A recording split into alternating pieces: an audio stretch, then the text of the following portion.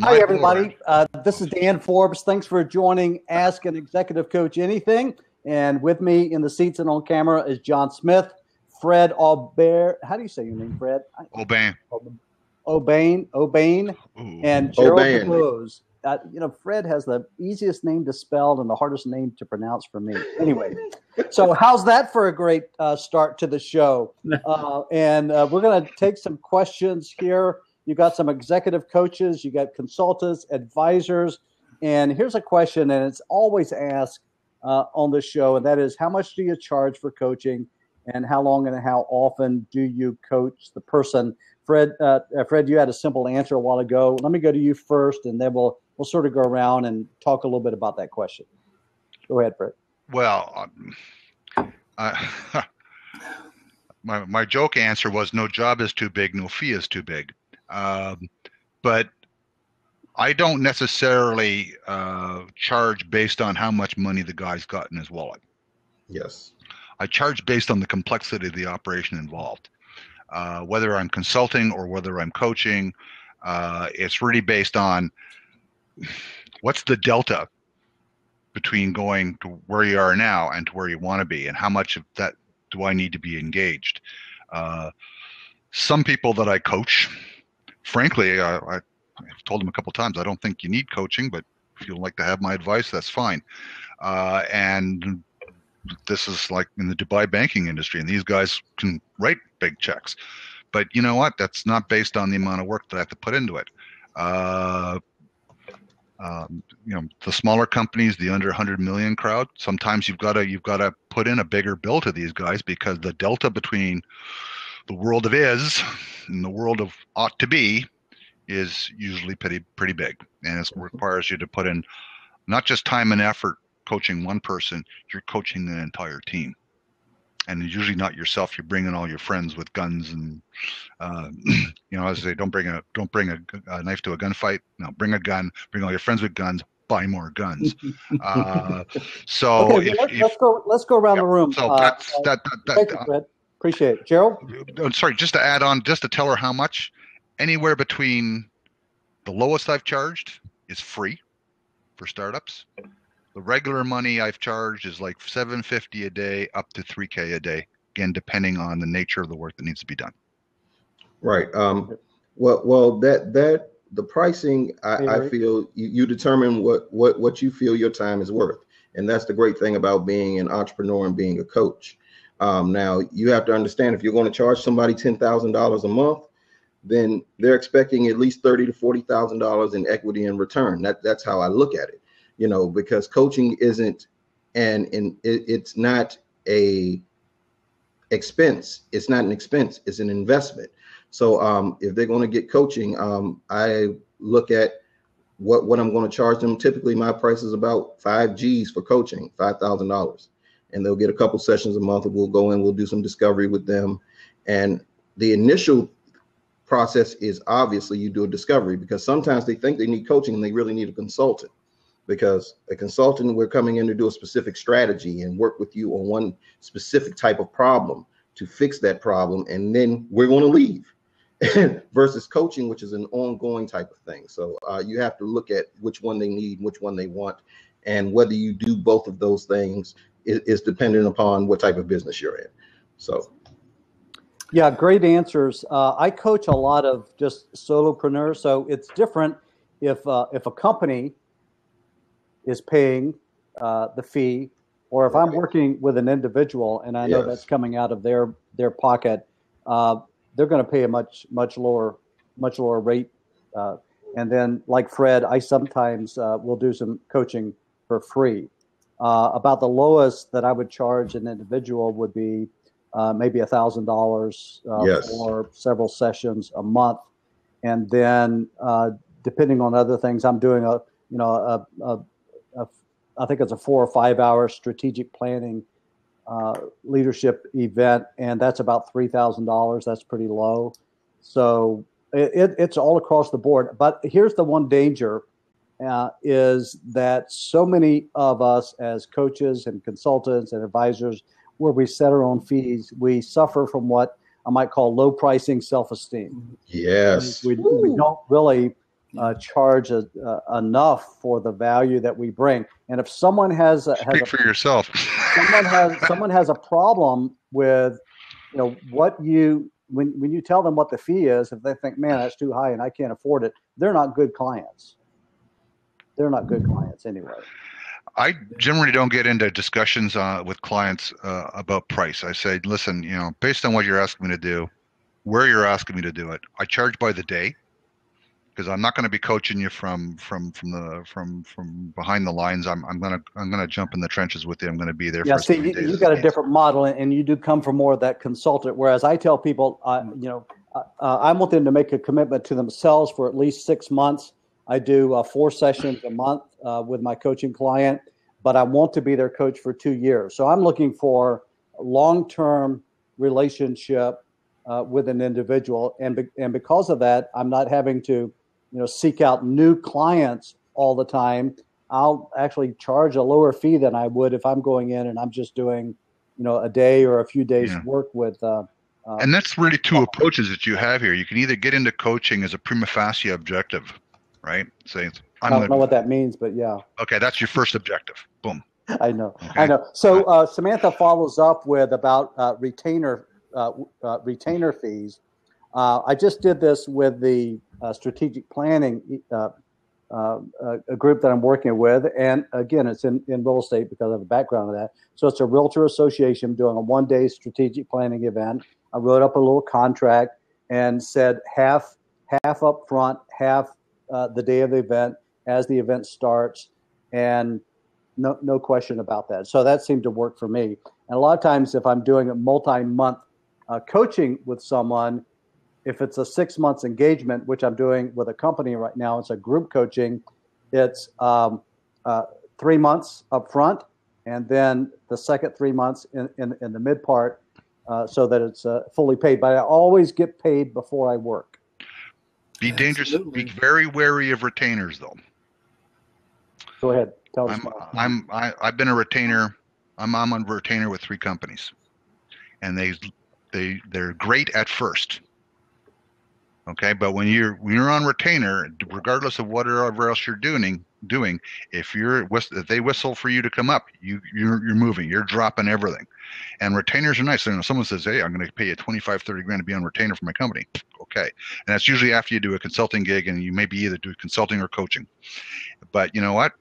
And I love these guys, but if they say, I need you in Singapore in 48 hours, and you're going to be spending 30 hours of traveling, boom, you're stopping everything that you're doing. So if you're going to be getting retainers, make sure you have reserve capacity in your small business to handle your extant clients when someone whistles you up for retainer. And retainers, I wouldn't take more than 2 or 3. I've got 3 now and I can manage it, but there was a time I had 4, and I said, all I'm doing here is running from retainer client to retainer client. We'll come to you next, John. Lost my capacity. I see that you've got something. Thank you, Fred. John?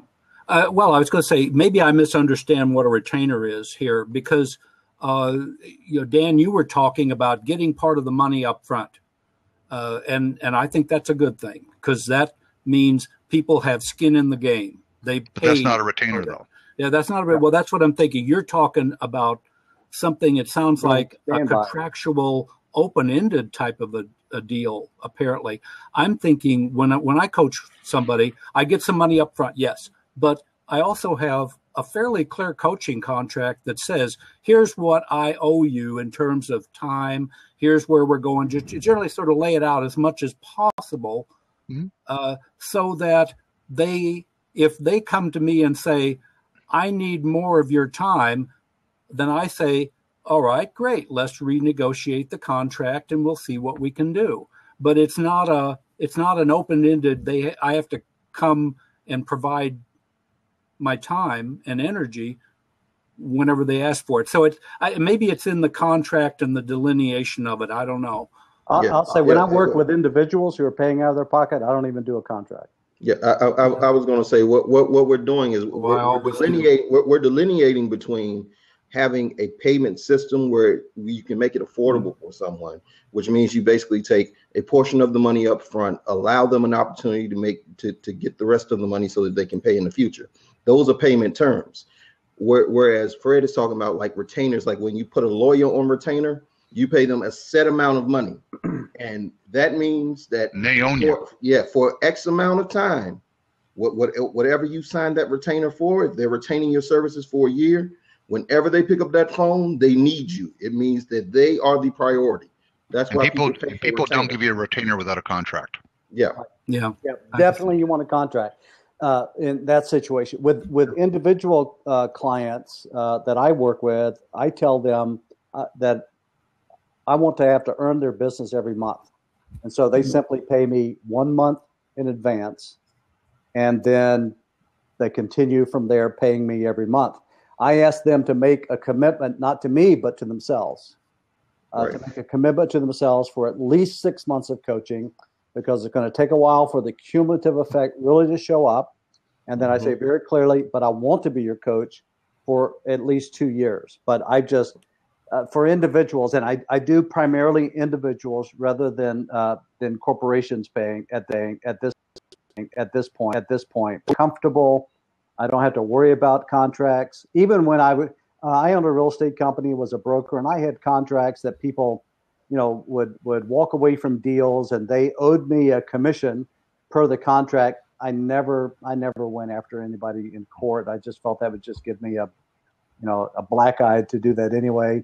So if I'm not going to try to enforce a contract, why even have one? Now, if I was doing some more senior level work with corporations, I certainly would do a contract. Yeah, I would say the thing is, I just want to add on to what Dan just said. That's a great point. When you go into coaching and you're looking at, for everybody that's listening that are coaches, you do want to look at a term of working with this person. Nobody, we can be the greatest coaches in the world. We need time to work with people. You can affect a change, but you won't affect progress if you don't work with them a long time. And people need to differentiate between a change and progress. You can make a change, but progress is not guaranteed, which is why you want that ongoing relationship so that you can see the progress, which is why typically you want to work with people at least 6 months to a year for them to be able to show the progress and grow in the manner that's necessary. So and I've hired coaches. I've hired coaches that worked with me now for the last 2 decades. I've had coaches I've worked with. I never worked with anyone that I had to sign a contract for a long-term coaching agreement that I couldn't cancel at will if I wanted to. Yeah, right. Sure. So to me, I just want people to feel really comfortable. Let's see if someone else. For one-on-one coaching, I agree with you, Dan. For one-on-one coaching, you probably don't need a written contract because you've already built a social and moral relationship with that person. So I mean, for someone, coaching schools won't, they teach you to create a contract and have a contract. But I don't want people to stay with me because of a piece of paper. I want them to stay with me because I'm bringing value.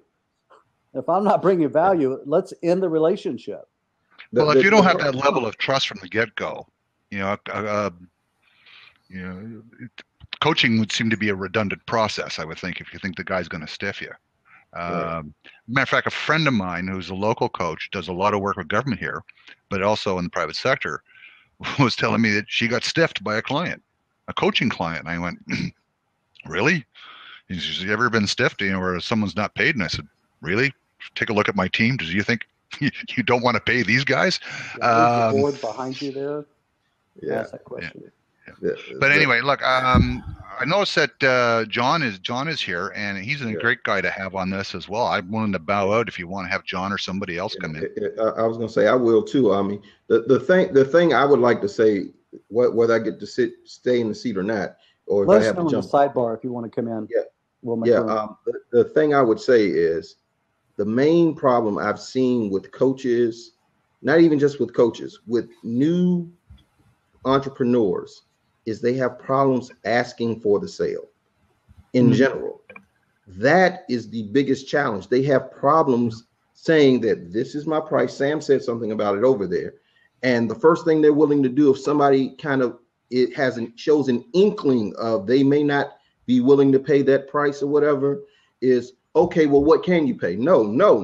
Look, Don't devalue yourself. Listen, because if you don't put a value on you, somebody else will. And a lot of times that value will be free.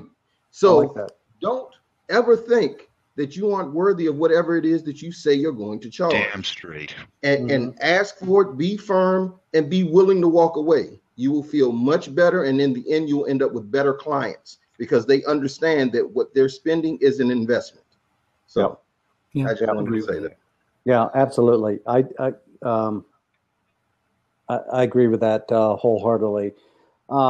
Okay, see, if you have a question, go ahead and pose it in the sidebar. If you want to come on and take a seat, we'll make room for you to take a seat as well. Feel free if you're on the side and you have a website and you'd like to put your website there, like Between Goddess just did. That's great. Feel free to do that. Okay, where do we go? Actually, I'm going to have to bow out because I have a 2:30 and I have to get ready for it. I do as well. Guys, enjoyed it. Nice talking to you as always. John, great seeing you. Later. Okay. Well, I will say this. Ask an Executive Coach Anything is going to be on Thursdays. Today's Thursday, right? Yeah. It's going to be on Thursdays. I hope so. Primarily at noon, depending upon my schedule, but at noon Central Time. But today it was at 1 Central Time. So look for it. It'll be in the scheduled blabs. You can find it on my profile.